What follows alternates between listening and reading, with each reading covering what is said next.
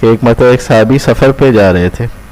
ایک لونڈی آئی اور کہا یہاں کے قبیلے کے سردار کو سانپ نے کاٹ لیا ہے.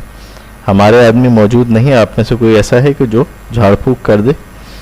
ہم میں سے ایک شخص اٹھ کر اس کے ساتھ ہو لیا, ہم نہیں جانتی کہ یہ کچھ جھاڑ پھونک بھی جانتا ہے. اس نے وہاں جا کے کچھ پڑھ کے دم کر دیا.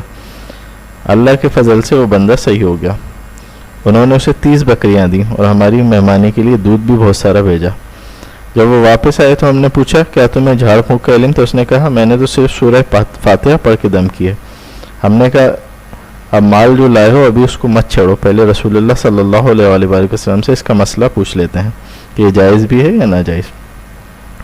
مدینے میں آ کے ہم نے رسول اللہ صلی اللہ علیہ وآلہ وسلم سے ذکر کیا تو رسول اللہ نے فرمایا تمہیں کیسے معلوم ہے یہ پڑھ کے دم کرنے کی صورت ہے؟ فرمایا اس مال کے حصہ کر لو, میرا بھی ایک حصہ لگانا.